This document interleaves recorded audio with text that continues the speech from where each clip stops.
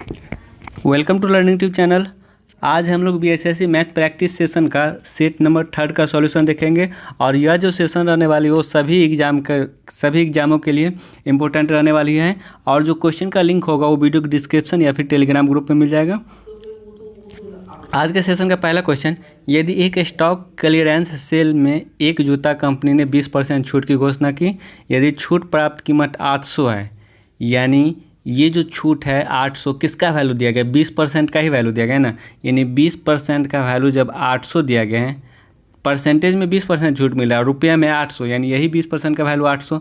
अगर ये 20% छूट देने के बाद विक्रय मूल्य दिया रहता तब ये 80% का वैल्यू होता, क्योंकि 20% का हम छूट देंगे तो 80% बेचेंगे, तब ये 80% का वैल्यू 800 रहता है।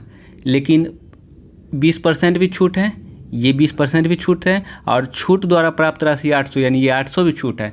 तो यानी छूट का तुलना छूट से, यानी 20% का वैल्यू 800, तो 1% का वैल्यू कितना हो जाएगा 40। तो 100% का वैल्यू कितना हो जाएगा, 100 से गुना करेंगे तो 4000। इसका मतलब जो मूल कीमत होगा वो 4000 रुपये हो जाएगा। ऑप्शन नंबर 3 इसका राइट आंसर होगा। या फिर हम ऐसे ही बना सकते थे कि मान लीजिए वस्तु का मूल कीमत x है, अगर 20% का छूट मिलता है यानी इतना रुपये का छूट मिलेगा, और ये छूट किसके बराबर है, 800 के बराबर है। यानी 20 से 5 बार में, और x बराबर क्या हो जाएगा 8 पंचे 40, 4000 रुपये इसका क्रय मूल्य आ जाता है। अब नेक्स्ट सवाल देखते हैं। रेखा ने एक स्कूटर 20,000 में ख़रीदा और 22,000 में बेच दिया, तो यानी 2000 का लाभ हुआ। कितना पे, 20,000 पे गुना 100। लाभ प्रतिशत बराबर क्या होता है, लाभ बटा क्रय मूल्य गुने 100। तो लाभ 2000 का हो रहा है, 2200 में से 20,000 घटाएंगे तो 22,000 में से 20,000 घटाएंगे तो 2000 लाभ। 20,000 में गुने 100, यानी 3 0 से 2 1 3 0, 1 0 और कट जाएगा, और 2 से कितना बार में 10%, यानी 10% का प्रॉफिट। ऑप्शन नंबर 1 इसका राइट आंसर होगा। अब नेक्स्ट सवाल देखते हैं। इसमें कुछ सवाल इजी भी मिल जाएगा और कुछ सवाल थोड़ा सा डिफ़िकल्ट भी रहेगा। इसमें क्या, 84 किलोमीटर यात्रा करने के बाद रघुवीर ने यह पाया, यदि वो 5 किलोमीटर प्रति घंटा की अधिक गति से यात्रा करता तो उसे 5 घंटा कम समय लेगा। यानी वास्तविक चाल उसका हम लोग मान लेते हैं x किलोमीटर पर आवर। वास्तविक चाल x kilometre per hour. 84 kilometre जाने में उसको कितना समय लगेगा, 84/x इतना समय लगेगा। लेकिन अगर 5 किलोमीटर प्रति घंटा अधिक गति होता है, यानी अगर 5 किलोमीटर प्रति घंटा अधिक होता तो कितना समय लगता है, दूरी बराबर समय बराबर क्या, तो दूरी बटा चाल। और इस दोनों समय में कितना का अंतर आ रहा है, 5 घंटा का अंतर आ रहा है। अगर हम इस सवाल को सॉल्व करेंगे तो ये द्विघात समीकरण में आ जाएगा, जो कि सॉल्व करने में थोड़ा सा टाइम लग जाएगा। तो कभी भी जब भी द्विघात समीकरण का बात है वहाँ पे हमें उसको सॉल्व नहीं करना रहता है, वहाँ पे हमें ऑप्शन बेस्ड काम करना रहता है। तो ये 84 किस किस से कट जाएगा, अगर हम देखें 5 से 84 कटेगा नहीं तो इस ऑप्शन को पहले एलिमिनेट कर देंगे। 10 से भी 84 नहीं कट रहा है, इस 10 को भी पहले एलिमिनेट कर देंगे। अगर 6 से काटेंगे 84 को तो यानी यहाँ पे 12 आ जाएगा। सॉरी, अगर हम यहाँ पे 6 से देखें, अगर x के बदले में 6 रखेंगे तो x + 5 कितना हो जाएगा 11। यहाँ तो कट जाएगा ये 84, लेकिन क्या यहाँ कट पाएगा, नहीं कट पाएगा। तो इसका मतलब हम लोग 6 भी नहीं ले सकते। अगर हम लोग 12 लेते हैं, सॉरी ये 7 लेते हैं, ऑप्शन नंबर सी लेते हैं 3, तो x के बदले में 7, यानी 84/7 कितना हो जाएगा, 84/7 यानी 12। और फिर 84/7 + 5 12 लेंगे तो कितना हो जाएगा, 12 7 84। और दोनों समय में कितना का अंतर आ गया, 5 घंटा का अंतर आ गया। तो इसका मतलब x का जो वैल्यू होगा वो 7 kilometre per hour. Option number 3 इसका राइट आंसर होगा। तो जब भी द्विघात समीकरण का बात आए तब वहाँ पे हम क्या करेंगे, ऑप्शन से काम चलाएंगे। अब नेक्स्ट सवाल देखते हैं। एक रेफ्रिजरेटर का लागत मूल्य 28,000 रुपये है, उस पर 20% का छूट देता है और 10% का हानि उठाता है, तो रेफ्रिजरेटर का अंकित मूल्य क्या होगा। जैसे अंकित मूल्य मान चल दिया, हम लोग x मान लेते हैं, अंकित मूल्य x। अगर हम अंकित मूल्य पे 20% का छूट देंगे तो इसका मतलब हम लोग 80% पे बेचेंगे। अगर अंकित मूल्य पे 20% का छूट देंगे तो 80% पे बेचेंगे। ये क्या आ गया, विक्रय मूल्य आ गया। 80% पे बेचने पर 10% का हानि होता है, तो इसका मतलब क्रय मूल्य निकालने के लिए 100/90 करेंगे, क्योंकि विक्रय मूल्य जब दिया रहता है और क्रय मूल्य निकालना रहता है तो हम लोग उल्टा लिखते हैं, 100/90 होगा। यानी ये अब क्या आ गया, ये पूरा क्या आ गया, अब क्रय मूल्य आ गया। और ये क्राइम किसके बराबर है? 28,000 के बराबर है, यानी बराबर हम 28,000 कर सकते हैं। ये डबल जीरो से ये डबल जीरो कट जाएगा और ये जीरो से ये जीरो कट जाएगा, तो x बराबर क्या हो जाएगा? देखिए ये 28,000 तो आ गया ऊपर, गुने 9/8, ठीक है। ये 8 से हम इसको काटेंगे, फिर हमें 9 से गुना करना है। तो अगर हम 8 से काटेंगे तो कितना बार में कटेगा? 8 का 24, 35 बार में कटेगा, 3500 बार में। फिर यहाँ गुना करेंगे तो डबल जीरो, 9 पंचे 45 और 9 तिया 27, 4 31, यानी 31,500। ऑप्शन नंबर 4 इसका राइट आंसर होगा। तो इस तरीके से हम इस सवाल को ईजी वे में बना सकते हैं। अब जैसे नेक्स्ट सवाल देखें, 3 अंकों की वो संख्या जिसे 2, 5, 9, 11 से विभाजित करने पर प्रत्येक दशा में से शेषफल 1 हो। तो हम क्या करेंगे, इसको ऑप्शन से बनाएंगे। ऑप्शन बेस्ड ये जल्दी बन जाएगा। जैसे अगर हम 997 लेते हैं, ये ऑप्शन लेते हैं 997, अगर हम उसको 5 से भाग देंगे तो इकाई स्थान पे 5 आएगा, तो यहाँ शेष 2 बच जाएगा। तो इसका मतलब ये 2 ऑप्शन हो नहीं सकता। अगर हम इसको 983 ऑप्शन से लेते हैं और अगर हम इसको 5 से भाग देते हैं 5 से, तो या तो इकाई स्थान पर 5 आएगा, तब 8 शेष बच जाएगा। अगर 983 में अगर हम भाग देंगे, इकाई स्थान पर अगर 0 आएगा तो 3 शेष बच जाएगा, जबकि हमें शेष 1 चाहिए। तो इसका मतलब ये भी ऑप्शन नहीं होगा। शेष 1 का मतलब है 5 से भाग देने पर से, देखिए 5 के इकाई स्थान पे क्या आता है, या तो 0 आता है या तो 5 आता है। अगर 1 शेष चाहिए तो इसे +1 करेंगे तो यानी इकाई स्थान पे 1 आना चाहिए। अगर +1 करेंगे तो यानी इकाई स्थान पे 6 आना चाहिए। यानी इकाई स्थान पे या तो 1 या 6 आएगा, तभी हम 5 से भाग देने पर क्या होगा कि वो पूरी 1 शेष देगा। तो ये 2 ऑप्शन मेरा ख़त्म हो गया था। अब हम ये बाकी ऑप्शन पे चेक करते हैं। ये 2 ऑप्शन तो ख़त्म हो गया था। अब देखते हैं, अगर हम 11 से भाग देंगे यहाँ पे तो 11 9 99 और 1 शेष बच जाएगा। लेकिन अगर हम यहाँ पे 11 से भाग देंगे तो 11 8 88, 101 और 11 9 99, 2 शेष बच जाएगा। यानी 11 से भाग देने पर यहाँ पे 2 शेष बचा है, तो ये भी ऑप्शन एलिमिनेट हो जाएगा। तो एक ही ऑप्शन बचा, ऑप्शन नंबर 1। तो इसका राइट आंसर ऑप्शन नंबर 1 आएगा। इस तरह के सवाल जब भी आए उस समय क्या करना, ऑप्शन से बनाना इस सवाल को। अब नेक्स्ट सवाल, 12, 16, 18 और 18 का चौथा समानुपाती क्या होगा? रेशियो एंड प्रोपोर्शन में हम लोग पढ़े थे। अगर चौथा समानुपात निकालना रहेगा तो 12, 16, 18 चौथा समानुपात को हम लोग x मान लेंगे। अब ये दोनों का जो अनुपात होगा वही अनुपात इस दोनों का होगा, यानी 12 और 16 का जो अनुपात होगा वही 18 और x का होगा। इस तरीके से हम सवाल को जल्दी बना सकते हैं। यानी 6 9 12, 6 3 18, फिर 2 से कितना बार में कटेगा? 8 बार में। तो x इक्वल टू कितना हो जाएगा? 8 × 3 24, यानी जो चौथा समानुपात होगा वो 24, ऑप्शन नंबर 2। अब नेक्स्ट सवाल देखते हैं, 11 परिणाम का औसत अगर 60 है तो 11 परिणाम का टोटल योग कितना हो जाएगा? 660। 11 परिणाम का अगर औसत 60 है तो टोटल योग 660 हो जाएगा। पहला 6 परिणाम का औसत कितना है? 59। यानी फर्स्ट 6 परिणाम का औसत 59 होगा, तो टोटल योग कितना हो जाएगा? 9 6 54 और 6 5 30 5 35, यानी 354। अंतिम 6 परिणाम का औसत अगर 62 है, अंतिम 6 परिणाम का औसत अगर 62 है तो टोटल योग कितना हो जाएगा? 6 9 12, 6 6 36, 1 372। अगर हम ये 6 अंक और ये 6 परिणाम, ये 6 परिणाम और ये दोनों 6 परिणाम को जोड़ेंगे तो 12 परिणाम का जो टोटल योग आएगा वो कितना आ जाएगा? 4 2 6 7 5 12, 726। ये 12 परिणाम का 726 आया और 11 परिणाम का 660 आया। ये 12 परिणाम का ये 12 परिणाम ये कहाँ से आ गया? क्योंकि ये 6 जो है वो 2 बार काउंट हो गया। अगर इस 12 परिणाम में से हम 11 परिणाम को घटा देंगे तो जो 6 2 बार काउंट हुआ था, छठा परिणाम आ जाएगा, छठा परिणाम, और वो कितना हो जाएगा? 726 में से 660 को घटाना पड़ेगा, तो कितना हो जाएगा? 66। यानी इसका जो आंसर होगा 66, यानी छठा परिणाम होगा वो 66 हो जाएगा। अब नेक्स्ट सवाल देखते हैं, 300 रुपये के 100 सेब खरीदा गया, यानी 100 सेब का जो CP है वो कितना है? 300 रुपये, यानी ये किराया मूल्य 300 रुपये है CP। उसमें से 4 सेब अगर ख़राब हो जाता है तो मेरे पास कितना सेब बचा? 96 सेब। और इस 96 सेब को शेष को 50 रुपये प्रति दर्जन के हिसाब से बेच दिया गया है। तो 96 सेब है तो इसका मतलब कितना दर्जन मेरे पास सेब बचा हुआ है? 12 से भाग देंगे तो यानी 8 दर्जन सेब बचा हुआ है। और एक दर्जन को 50 रुपये में बेचा, यानी 50 रुपये प्रति दर्जन के हिसाब से बेचा जाता है। एक दर्जन को अगर 50 रुपये में बेचा तो 8 दर्जन को कितना बेचेगा, 8 गुने 50 यानी 8 पंचे 40, यानी 400 रुपया में बेचेगा, 400 रुपये विक्रय मूल्य आ जाएगा। तो क्या चीज़ पूछ रहा है, निवल लाभ कितना होगा, यानी 300 में खरीदा और 400 में बेचा तो 100 रुपये का जो होगा वो लाभ हो जाएगा, यानी इसका जो आंसर होगा ऑप्शन नंबर 4 इसका राइट आंसर हो जाएगा। अब नेक्स्ट सवाल देखते हैं। किसी कार्य को ए 10 दिन में कर सकता है, उसी कार्य को बी 20 दिन में कर सकता है। तो पहले लिख लेते हैं, यानी ए कितना दिन में कर रहा है, 10 दिन में कर रहा है, और बी जो है वो 20 दिन में कर रहा है।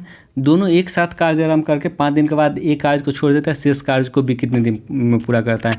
तो हम इसको दो तरीक़ा से बनाएंगे, एक मतलब काम का भाग लेकर बनाएंगे, दूसरा एलसीएम लेकर बनाएंगे, क्योंकि बहुत ऐसे स्टूडेंट हैं जिनको मतलब एलसीएम के मेथड से आता है और बहुत ऐसे स्टूडेंट हैं जिसको काम के भाग के मेथड से आता है। तो हम दोनों तरीक़ा से बता देंगे, जिसको जो सहूलियत लगे उसके हिसाब से बना लेना है। जैसे वे दोनों साथ साथ कार्य आरम्भ करते किंतु 5 दिन बाद एक काम छोड़ देता है, यानी 5 दिन तक अगर एक काम किया तो 5/10 भाग कर देगा, और 5 दिन तक अगर बी किया तो 5/20 भाग कर देगा, यानी 5 दिन में ए और बी मिलकर इतना भाग कर देगा। तो यानी 1 से 2 बार में कटेगा और ये 1 से 4 बार में, यानी 4 एलसीएम 2 + 1 यानी 3/4 भाग काम कंप्लीट हो गया। 3/4 भाग काम कंप्लीट हो गया। तो शेष के 5 दिन में ये 5/10 5/20 काम करेगा तो शेष 3/4 भाग कंप्लीट हो जाएगा। तो शेष काम कितना बचेगा, 1/4, यानी 4 में से 3 काम कंप्लीट हो गया तो 4 में से 1 काम बच गया। अब इस शेष काम को कौन करेगा, बोला शेष काम को बी कितना दिन पूरा करेगा। बी टोटल काम को 20 दिन में करता है, तो 1/4 काम को कितना दिन में करेगा, 1/4 गुने 20 यानी 4 पंचे 20, यानी जो 20 शेष काम को 5 दिन में करेगा। ऑप्शन नंबर 3 इसका राइट आंसर होगा। ये तो काम का भाग लेकर हम लोग बनाएं, बहुत लोग एलसीएम से बनाते हैं, वो एलसीएम से हम लोग कैसे बनाएंगे वो भी देख लेते हैं। जैसे ए किसी कार्य को 10 दिन में करता है और बी उसी कार्य को 20 दिन में करता है, तो 10 और 20 का एलसीएम कितना था, 20, और ये जो 20 आया वो क्या आ जाएगा, टोटल काम आ जाएगा। जो एलसीएम आता है वो टोटल काम होता है। 20 दिन में 20 टोटल काम हो गया और 10 दिन में ये पूरा कंप्लीट करता है, तो इसका मतलब एक दिन में 2 काम करेगा, एक दिन में ये 2 काम करेगा। 20 टोटल काम है और ये 20 दिन में कंप्लीट करता है, तो इसका मतलब एक दिन में ये 1 काम करेगा। ये एक दिन में 2 काम, ये एक दिन में 1 काम। 5 दिन तक दोनों काम वे दोनों साथ साथ कार्य आरम्भ किया, 5 दिन बाद एक कार्य छोड़ दिया। तो 5 दिन में यानी एक दिन में ये 2 काम करता है, तो 5 दिन में 5 10 काम कर देगा। एक दिन में ये 1 काम करता है, इसका मतलब 5 दिन में ये 5 काम कर देगा, यानी 15 काम कंप्लीट हो गया। 15 काम क्या हो गया, कंप्लीट हो गया। टोटल 20 काम था, 20 काम में से 15 काम कंप्लीट हो गया, तो शेष कितना बचा, यानी शेष 5 काम बचा। और इस शेष काम को कौन करेगा, बी करेगा, क्योंकि ये तो काम छोड़ देता है। अगर बी करेगा तो बी एक दिन में 1 काम करता है, तो 5 काम करने में 5/1 यानी 5 दिन लेगा, यानी इसका जो आंसर होगा ऑप्शन नंबर 3 होगा। यानी जो लोग जिस हिसाब से पढ़े हैं उस मेथड से सॉल्व कर लेंगे। अब नेक्स्ट सवाल आते हैं। यदि किसी राशि पर 4% की दर से 2 वर्षों का चक्रवृद्धि ब्याज 102 है, तो समान दर पर 2 वर्षों का साधारण ब्याज कितना होगा। तो हम लोग चक्रवृद्धि ब्याज 2 वर्ष का चक्रवृद्धि ब्याज का इफेक्टिव ब्याज कैसे निकालते हैं। चक्रवृद्धि ब्याज में अगर 2 ईयर का ब्याज निकालना हो तो हम लोग कैसे निकालते हैं, x प्लस एक्स गुने x/100। तो x के बदले में यहाँ पर कितना है, 4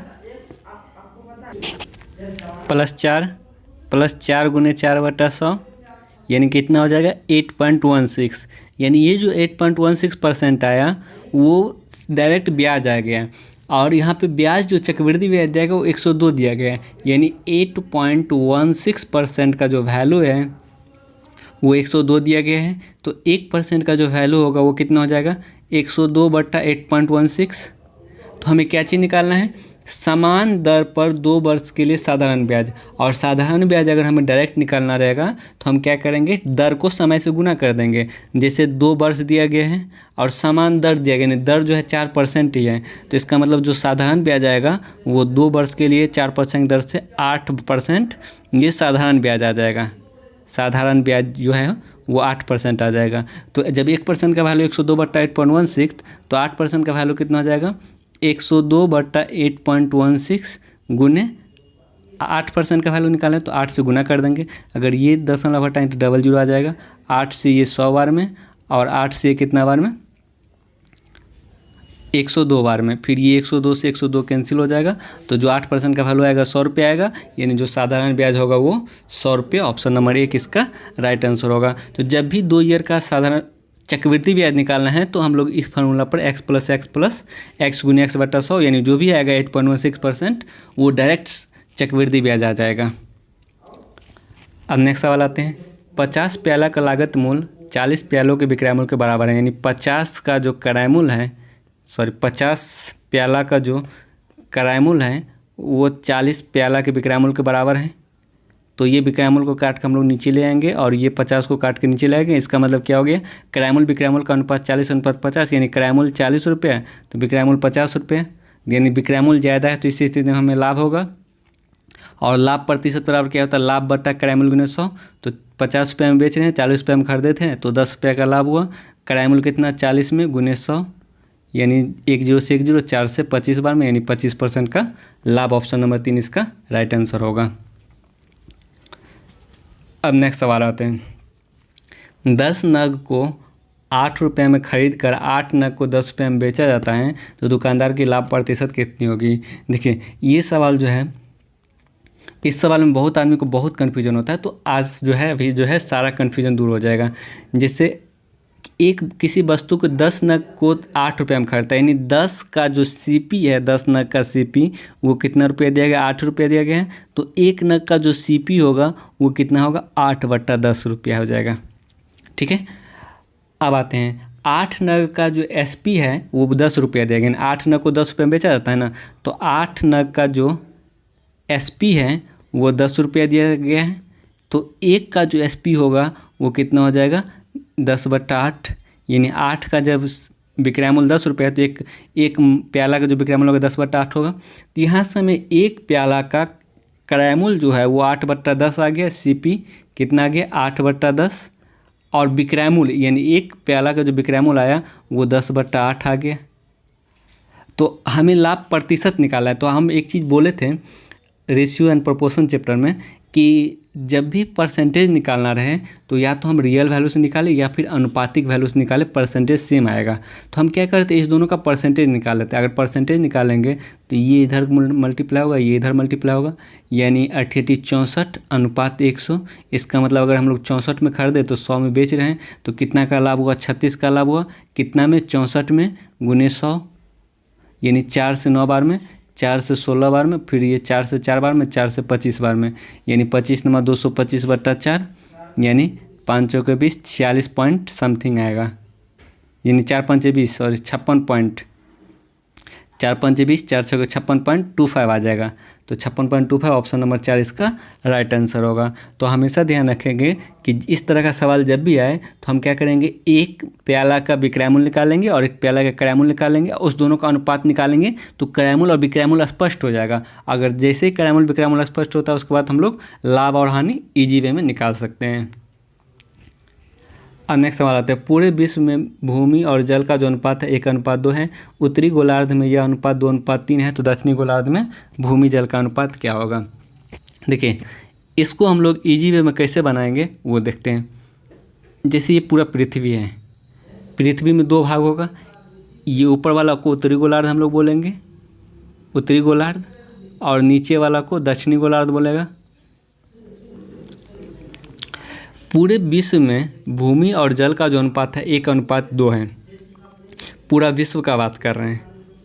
पूरा विश्व में जो भूमि और जल का जो अनुपात है वो कितना है, 1:2 है। तो हम इसको 10:20 लिख सकते हैं, 10:20। तो टोटल कितना हो जाएगा, 30 क्षेत्रफल हो जाएगा। टोटल क्षेत्रफल कितना हो जाएगा, 30 हो जाएगा। 30 में से 15 उत्तरी गोलार्ध में होगा और 15 दक्षिणी गोलार्ध में होगा, यानी 30 टोटल क्षेत्रफल 30, तो 15 उत्तरी गोलार्ध हो जाएगा और 15 दक्षिणी गोलार्ध हो जाएगा। इस 15 भाग में जो भूमि और जल का अनुपात है वो 2:3 है। यानी ये 15 भाग में भूमि और जल का अनुपात है, यानी उत्तरी गोलार्ध में जो भूमि और जल का अनुपात है वो 2:3 है।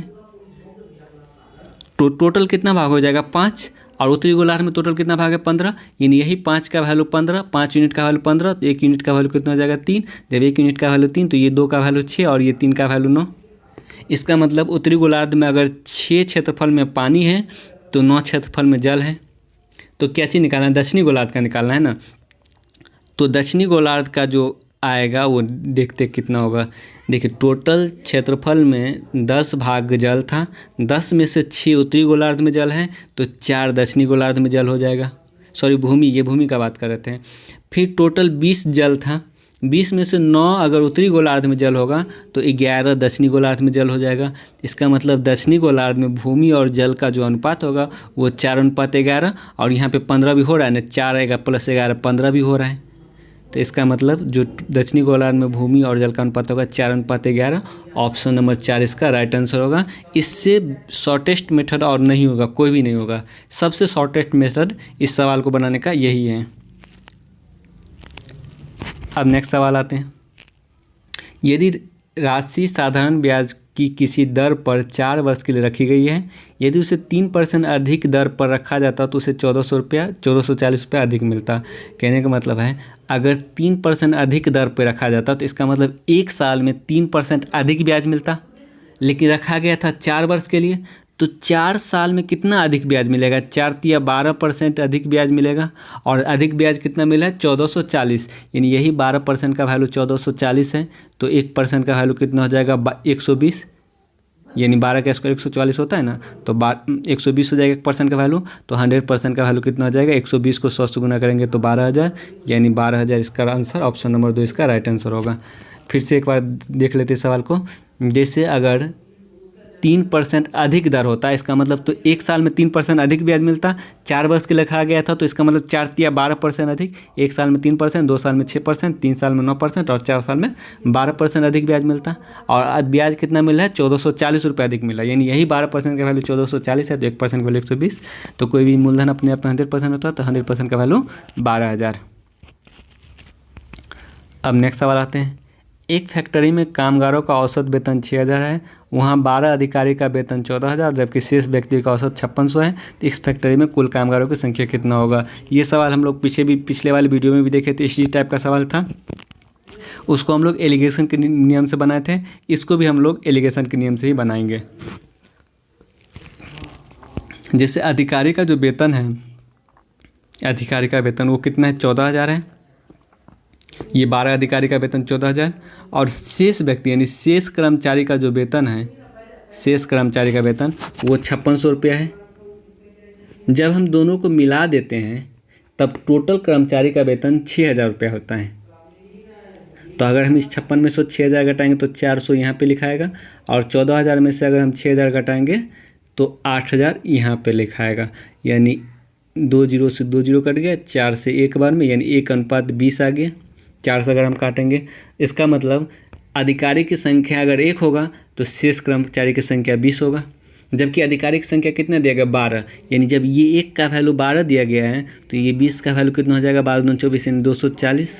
तो क्या चीज़ पूछ रहा है, कुल कामगारों की संख्या है ना, 12 अधिकारी 240 शेष कर्मचारी, इसका मतलब टोटल कुल कामगार कितना हो जाएगा 252 हो जाएगा। अगर शेष कर्मचारी पूछता तब तो 240 होता, लेकिन कुल कामगार पूछ रहा है ना, तो 12 अधिकारी हो जाएगा और शेष कर्मचारी 240, यानी 252 इसका राइट आंसर होगा ऑप्शन नंबर 4।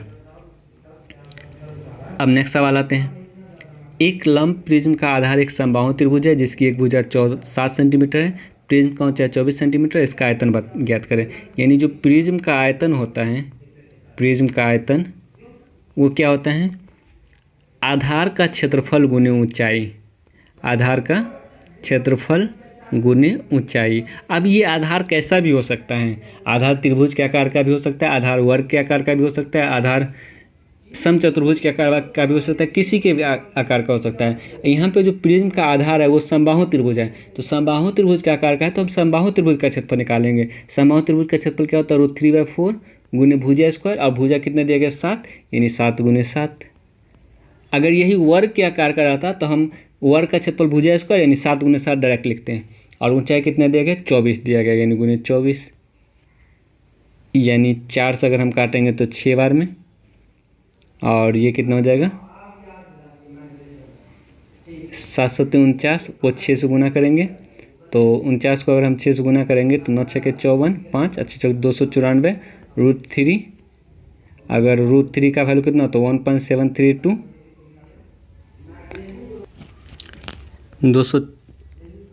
294 गुने 1.732 तो कितना हो जाएगा। अगर हम इसको गुना करेंगे तो ये अप्रॉक्स में 509 आ जाएगा, यानी इसका जो आंसर होगा अप्रॉक्स वैल्यू 509 आ जाएगा। यानी इसमें एग्जैक्ट वैल्यू नहीं आ रहा है, इसमें अप्रॉक्स वैल्यू आ रहा है, तो इसका जो आंसर होगा वो 509 आ जाएगा। अब नेक्स्ट सवाल आते हैं। ए बी एक कार्य को 720 रुपये में करने का जिम्मेदारी लेता है।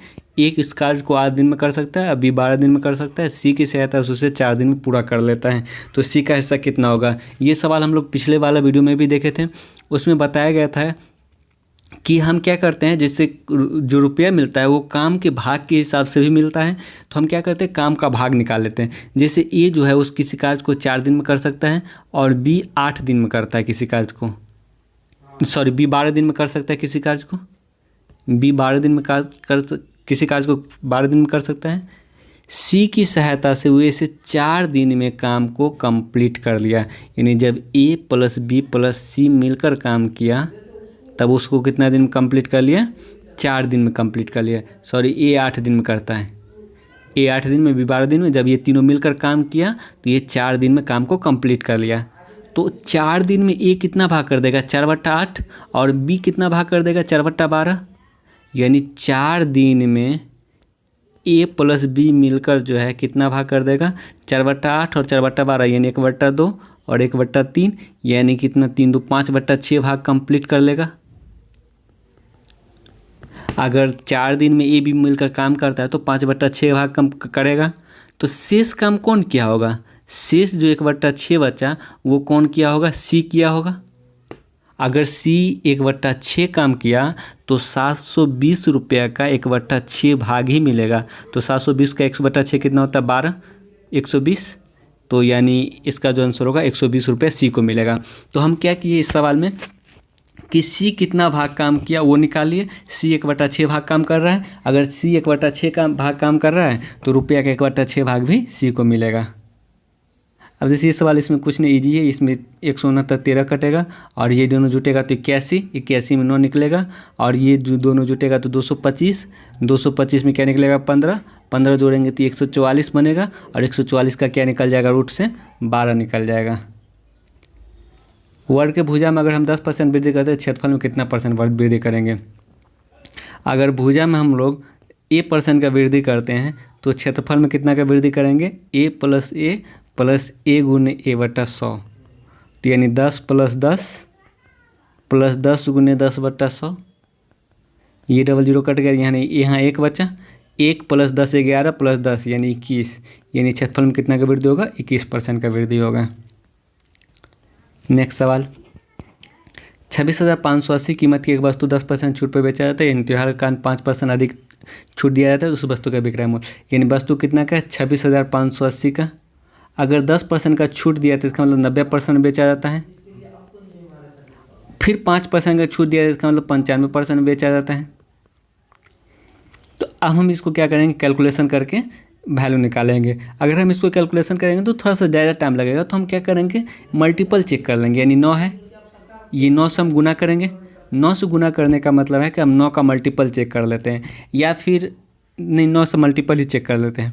9 का मल्टीपल अगर हम चेक करेंगे तो 2 2 4 5 4 9 7 2 9, ये भी हो रहा है 9 का मल्टीपल, 3 2 5 2 7 2 9, ये भी 9 का मल्टीपल हो रहा है, 2 2 4 5 4 9 7 16, ये 9 का मल्टीपल नहीं हो रहा है, इसको हटा देते हैं, 2 2 4 5 4 9 7 9, ये भी 9 का मल्टीपल हो रहा है, यानी 9 का मल्टीपल हमारे पास 3 ऑप्शन में आ गया है।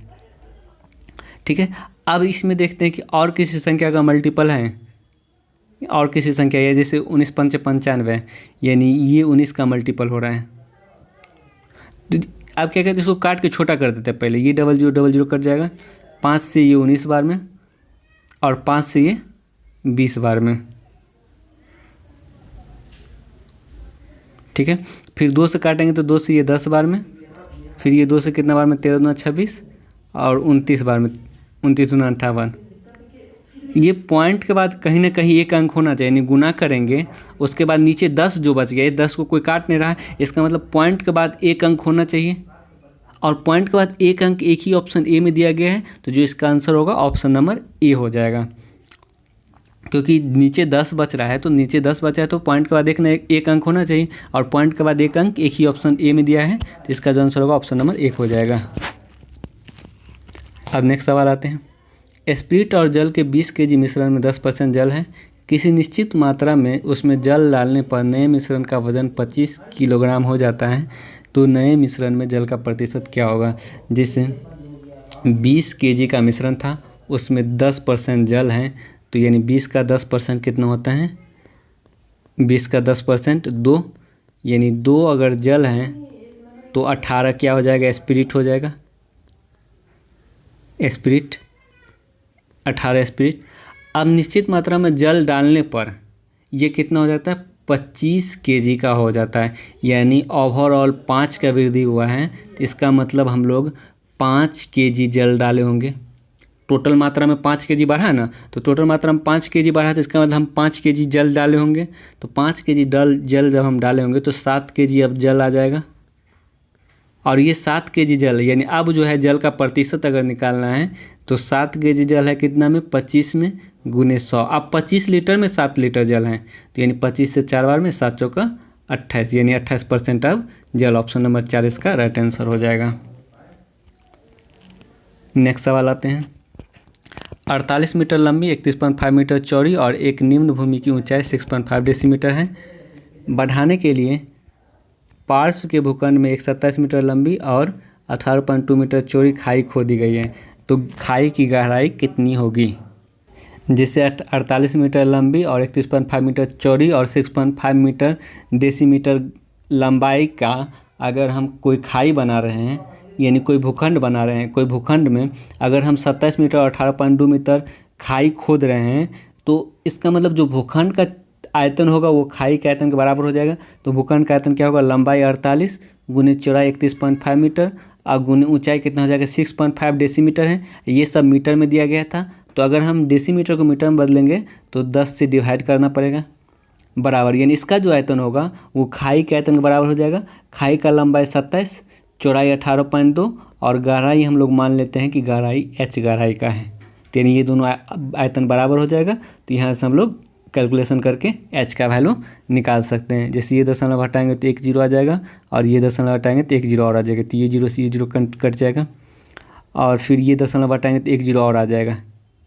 ये 10 है तो ये 10 तो 10 काट देते हैं और ये जीरो रहने देते हैं, यानी 100 रहने देते हैं।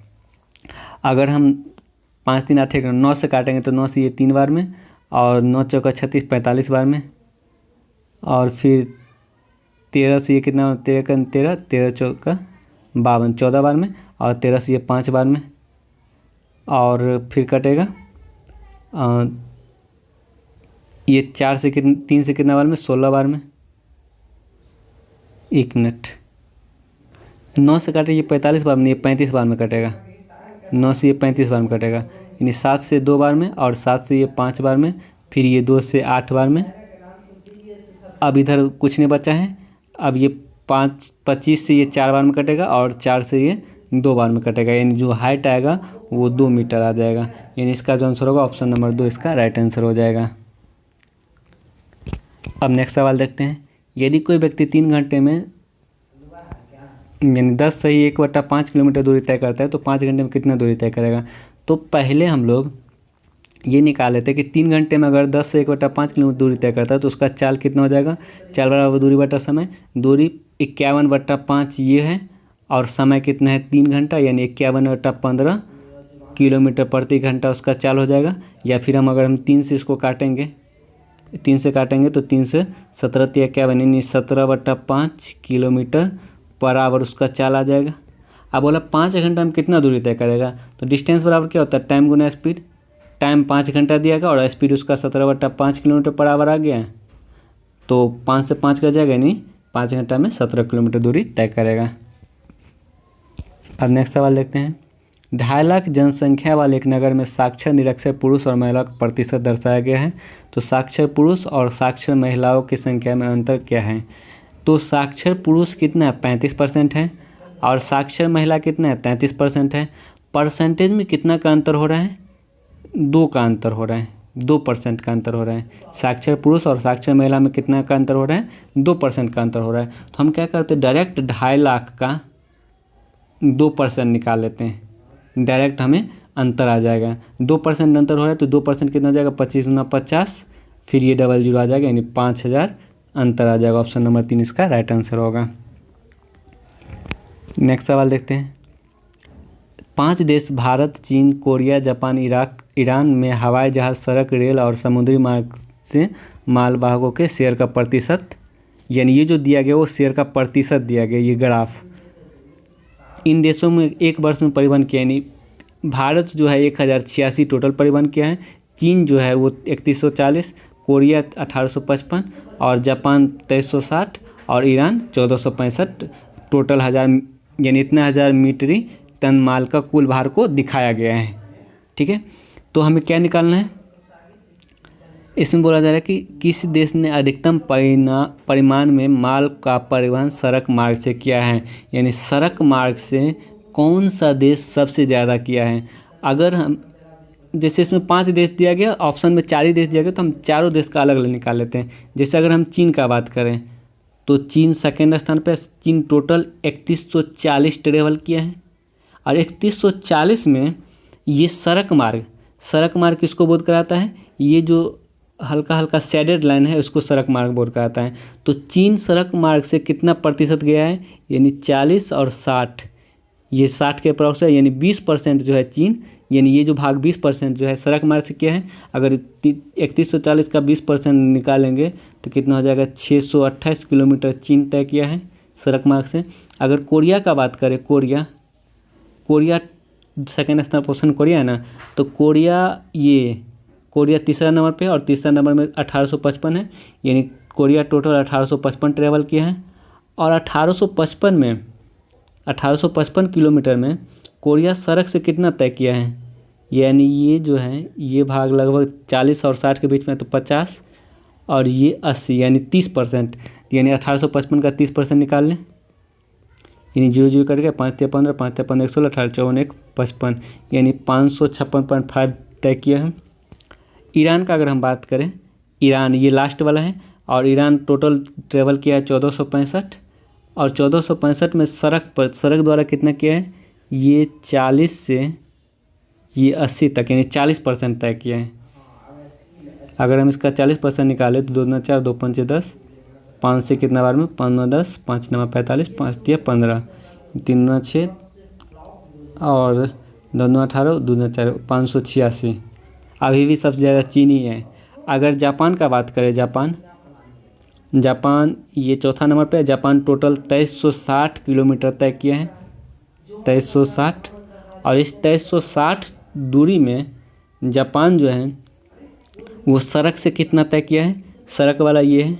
जापान जो है वो 60 से 80 यानी 20% तय किया है।